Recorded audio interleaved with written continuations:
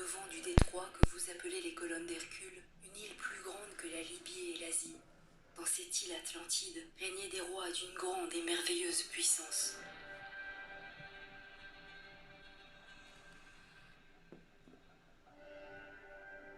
Nous allons aborder le thème de l'Atlantide d'après les écrits d'Ignatius Donnelly, qui était un écrivain, homme politique et chercheur américain du XIXe siècle, né le 3 novembre 1831 dans l'État de Pennsylvanie. Après avoir étudié le droit et exercé la profession d'avocat, il se lance dans la politique et devient membre du Parti républicain. Il fut député puis sénateur du Minnesota et siégea au Congrès des États-Unis de 1863 à 1869. Ignatius Donnelly est surtout connu pour ses recherches et ses théories sur des sujets tels que l'Atlantide et les origines de l'humanité.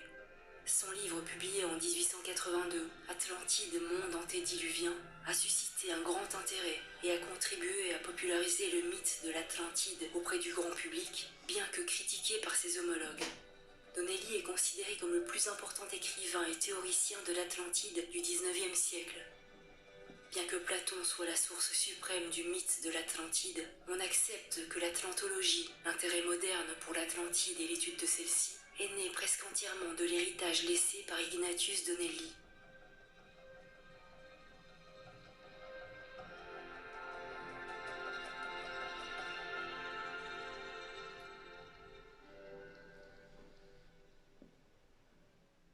Dans sa description, Platon est très précis quant à la localisation du continent Atlantide.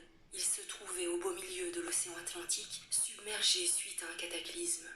Ignatius Donnelly se fia entièrement au dire de l'érudit grec. Il situa l'Atlantide sous les eaux de l'Atlantique et en se servant des données des expéditions de cartographie des fonds marins de son époque, il désigna l'aride médio-atlantique, appelée aussi dorsale médio-atlantique, et en particulier une de ses parties les plus larges, située au milieu de la région nord de l'Atlantique, la Dolphins Ridge. Les seules parties de cette ride qui émergent actuellement des eaux sont les Açores, archipel d'îles volcaniques qui, pour Donnelly, étaient les derniers vestiges de l'Atlantide. Dans son livre écrit en 1997, en collaboration avec son épouse Barbara Joy, The Shining Ones, Christian O'Brien, géologue à la retraite, affirme que des explorations minutieuses de la topographie des fonds marins autour des Açores montrent clairement d'immenses lits fluviaux. Pour lui, c'est la preuve que les Açores faisaient jadis partie d'un bloc continental plus grand, englouti par les vagues lors d'un cataclysme volcanique. Est-il possible que l'Atlantide ait disparu aussi soudainement que le décrit Platon, dans un bouleversement de la nature ? Les progrès de la science et des études géologiques permettent d'affirmer qu'un tel événement est non seulement possible, mais que l'histoire nous en a fourni d'autres exemples frappants. Nous possédons les descriptions de nombreuses îles surgies à l'improviste hors des eaux, alors que d'autres y disparaissent suite à des phénomènes naturels semblables à ceux qui marquèrent probablement la destruction de l'Atlantide. Un événement de cette ampleur, un cataclysme ayant englouti en quelques heures un continent entier, resta gravé dans la mémoire de l'humanité par les mythes du déluge. Plus de 500 légendes relatives au déluge ont été répertoriées dans le monde. Dans nombre de cas, ces mythes indiquent clairement que cette catastrophe anéantit une civilisation avancée qui aurait d'une manière ou d'une autre provoqué la colère des dieux, ce qui contraignit les survivants à recommencer comme des enfants en parfaite ignorance de ce qui était arrivé en des temps plus anciens. Donnelly considérait l'Atlantide comme le berceau de l'humanité, la contrée originelle de la plus grande partie des civilisations antiques. Il affirmait que toutes les civilisations anciennes de la Terre avaient évolué à partir de l'Atlantide, l'Égypte étant la plus ancienne de ces colonies, ou civilisation fille Atlante. La civilisation de l'Égypte, dès qu'elle se manifesta, fut d'un niveau plus élevé qu'en aucune période postérieure de son histoire, témoignant par là qu'elle tenait sa grandeur d'une source plus haute, supérieure à la sienne. L'historien et philologue Ernest Renan faisait remarquer que dès l'abord, l'Égypte paraît d'âge mûr, comme si ce pays n'avait jamais été jeune.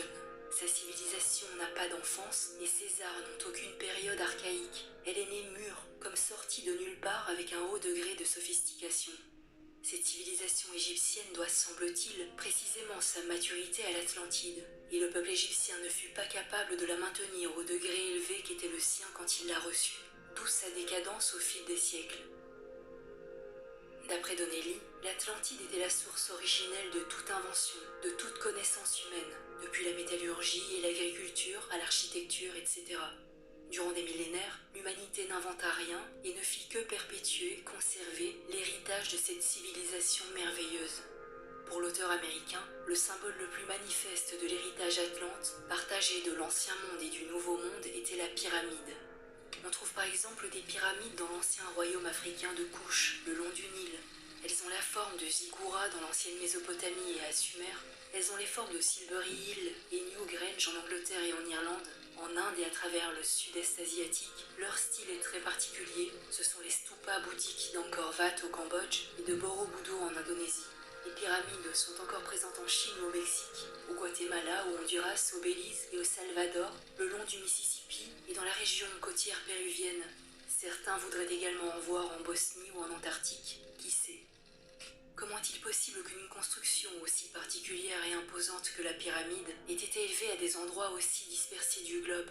Il est impensable de croire que toutes ces pyramides à travers le monde seraient le fruit de coïncidences ou de convergences. Se pourrait-il qu'elles aient un ancêtre commun, oublié depuis longtemps dans l'histoire?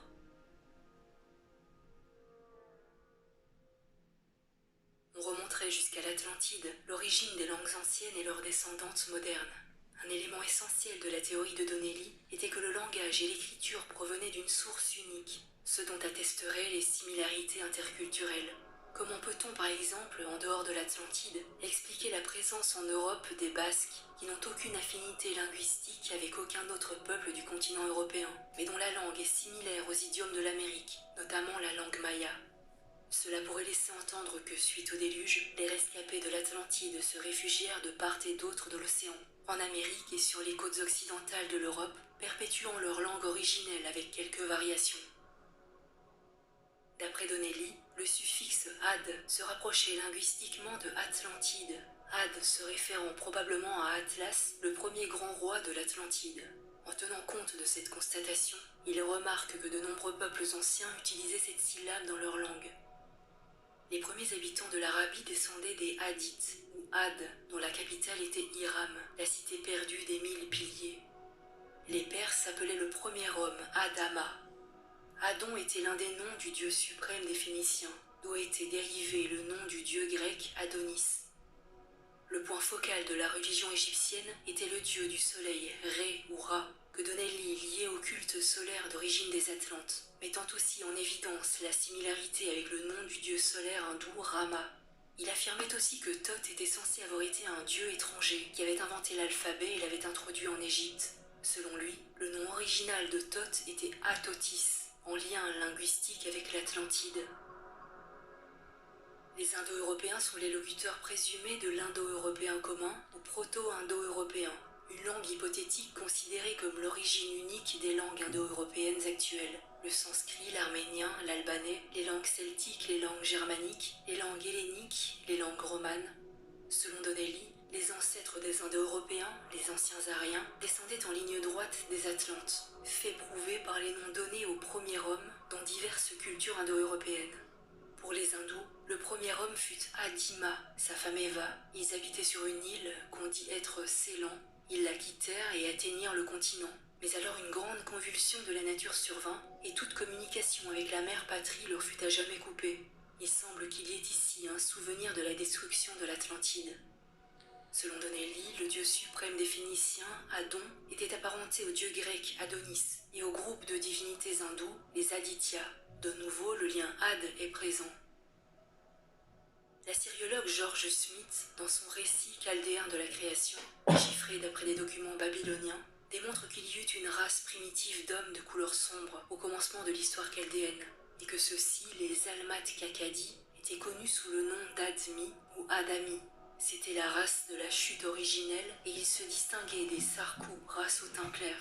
Il est probable que cette chute se rapporte à la destruction par le déluge et fut la conséquence de leur dépravation et de l'indignation des dieux. Dans la Genèse, il est dit clairement que Dieu créa l'homme mâle et femelle et leur donna le nom d'Adam, ce qui signifie les Adami, le peuple d'Ad ou les Atlantes. Dans la mythologie scandinave, le dieu suprême était Odin ou Wotan pour les Germains. On le représente avec bon nombre des attributs du dieu grec Zeus et d'aucuns supposent qu'il est le même. Il habitait avec les 12 Aésirs sur l'Asgard, l'Olympe du Nord, qui s'élevait au-dessus de Midgard, territoire à mi-chemin entre les régions de glace et celles de feu. Cet Olympe scandinave était sans doute l'Atlantide. On trouvait donc ainsi les fils d'Ad à la racine des plus anciennes races humaines, à savoir les Hébreux, les Arabes, les Chaldéens, les Hindous, les Perses, les Égyptiens, les Éthiopiens, les Mexicains et les Mésoaméricains. Témoignage irréfutable que toutes ces races diverses remontaient pour leur commune origine à une Atlantide dont ils se souvenaient vaguement. En raison de son rôle de berceau de la civilisation, du bonheur et de la prospérité qui régnaient là avant le cataclysme, Donnelly affirmait que l'Atlantide était le modèle ou l'emplacement initial de sites mythiques comme le Jardin d'Éden, le Jardin des Hespérides, les Champs-Élysées, les Jardins d'Alcine, l'île paradisiaque fabuleuse décrite par Homère, l'Olympe, la demeure des dieux grecs, et l'Asgard, la demeure des dieux scandinaves. Il affirmait en outre que les dieux de la Grèce antique étaient en fait les rois déifiés de l'Atlantide.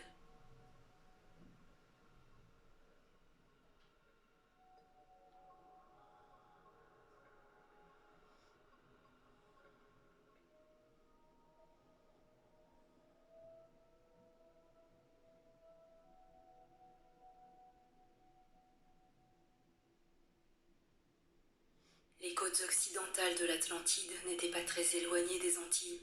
Un peuple qui possédait des navires pouvait aisément aller d'une île à l'autre et gagner le continent. Le commerce implique la création de colonies. Son point central est toujours le noyau d'un établissement colonial. On peut donc croire que des rapports commerciaux entre l'Atlantide et le Yucatan, le Honduras et le Mexique naquirent des colonies tout le long des rives du golfe du Mexique, qui gagnèrent ensuite l'intérieur et les hauts plateaux. D'où la référence constante de toutes les traditions de l'Amérique centrale à Aztlán, un pays de l'Est, au-delà de la mer, dépositaire de leur origine commune. Le nom même des Aztèques dérive du mot Aztlán. De là à y voir Atlante, il n'y a qu'un pas.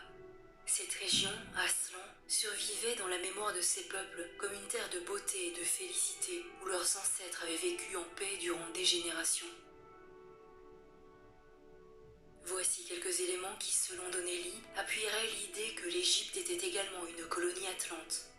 Les Égyptiens descendaient de Cham, l'un des 3 fils de Noé, qui échappa au déluge, c'est-à-dire à la destruction de l'Atlantide. Il y a une grande analogie entre la civilisation égyptienne et celle des peuples américains. Les Égyptiens prétendaient d'ailleurs être des hommes de race rouge. La religion d'Égypte était surtout le culte du soleil. Ra était le dieu soleil d'Égypte, comme Rama pour les hindous, Rana pour les toltèques, Raimi, la grande fête du soleil chez les péruviens, et Rayam, un dieu du Yémen. Les Égyptiens étaient le seul peuple de l'Antiquité à connaître l'histoire de l'Atlantide, alors qu'ils n'ont jamais été un peuple maritime. Il faut que les Atlantes leur aient apporté ces enseignements. Il n'y a aucune preuve que la civilisation de l'Égypte se soit développée d'elle-même dans le pays. Peut-être fut-elle importée là d'un autre lieu. L'Égypte n'a pas d'époque archaïque. Elle s'est dressée soudain dans l'épanouissement de la plus haute perfection. Mais sa maestria semble décroître au fil des siècles, au lieu d'évoluer logiquement, comme si le legs atlante s'effaçait petit à petit de leur mémoire. Aussi loin dans le passé que la science humaine est remontée, on voit un groupe ethnique appelé ibérique, habitant toute la péninsule hispanique, de la Méditerranée aux Pyrénées, et qui s'étendait aussi vers le nord, sur la partie méridionale de la Gaule jusqu'au Rhône. On pense que les Ibères de l'Atlantique et de la région nord-ouest de l'Afrique s'établirent dans le sud-ouest de l'Europe avant l'établissement des Égyptiens dans le nord-est de l'Afrique. Les Ibères, connus sous le nom générique de Sicanes, colonisèrent la Sicile à une très haute époque. Ils furent les premiers à s'établir en Italie et en Sardaigne, et sont probablement la source d'où sortit le peuple à chevelure noire qu'on retrouve en Norvège et en Suède. Strabon disait d'eux dans son livre 3, chapitre 6, « Ils connaissaient l'écriture et ont rédigé des livres contenant les mémoires des anciens temps. » De nos jours, les purs Ibères sont représentés par les Basques. De tous les Européens, nous devons tenir provisoirement les Basques pour les plus anciens habitants de notre partie du monde. La langue basque, l'euskara, subsiste seule de sa famille linguistique, entourée de langues qui n'ont aucune affinité avec elle, tout comme le sumérien qui présente ces mêmes caractéristiques. Les Ibères s'établirent en Irlande à l'époque primitive. Il semble qu'ils aient des affinités avec le peuple berbère sur la côte méditerranéenne de l'Afrique. Si la population atlante s'est répandue vers l'ouest, elle s'est frayé naturellement un passage le long de la vallée arrosée par le fleuve Amazone et ses affluents, laissant derrière elle les basses terres du Brésil pour gagner les hautes régions fertiles de la Bolivie, d'où elle a pu finalement entrer au Pérou en franchissant les montagnes. C'est là que l'Atlantide devait fonder ses plus lointaines colonies, au point ultime de son avancée vers l'ouest, arrêtée seulement par l'océan Pacifique.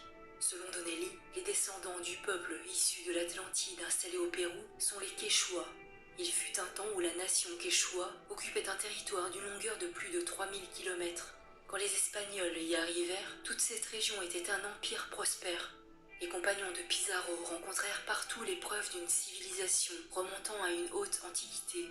Chiesa de León mentionne les grands édifices en ruine à Tiwanaku, sur le territoire bolivien actuel.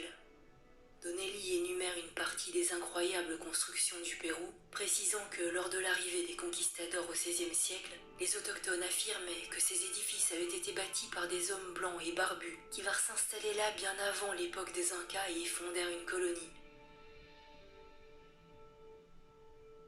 Le vrai nom des Berbères est Mazirg, signifiant libre, souverain ou noble race. On a toute raison de croire que les Berbères existaient au temps les plus reculés, avec leurs caractéristiques essentielles morales et physiques.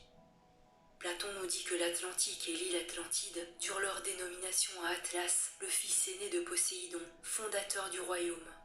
Sur la partie du continent africain la plus proche de l'océan Atlantique, s'élève une chaîne de montagnes connue depuis les temps les plus reculés sous le nom d'Atlas. D'où viendrait ce nom sinon du grand roi de l'Atlantide? Comment expliquer qu'au temps d'Hérodote, un peuple vivait près de cette chaîne de montagnes qui portait le nom d'Atlante, probablement le reste d'une colonie issue de l'île décrite par Solon à Platon? On s'attendrait naturellement, à cause de la position géographique du pays, à trouver l'Irlande colonisée dès les premiers jours par le surplus de la population de l'Atlantide. De fait, les annales irlandaises nous informent que l'île fut occupée avant le déluge. Les traditions irlandaises parlent des Fomoriens comme d'une race guerrière qui, selon les annales Claude MacNoise, était une branche issue de Cham, fils de Noé. Il y a bien des preuves évidentes que le vieux monde a reconnu l'Irlande comme possédant une très ancienne civilisation. Dans les livres sanscrits, on y fait mention sous le nom d'Irania, l'île du soleil, c'est-à-dire l'île du culte du soleil. On croit que l'Irlande était dénommée le jardin de Phébus dans les mythologies occidentales. Les Grecs l'appelaient île sacrée et Ogygia, nom qui dénote une extrême ancienneté.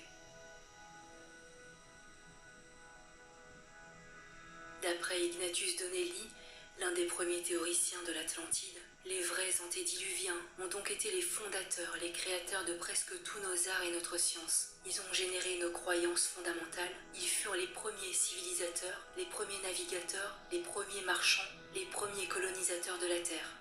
Ce peuple perdu était notre ancêtre, son sang coule dans nos veines, nos mots furent les siens dans leur forme primitive, tout lien de race, de pensée, de sang, de foi nous rattache à lui.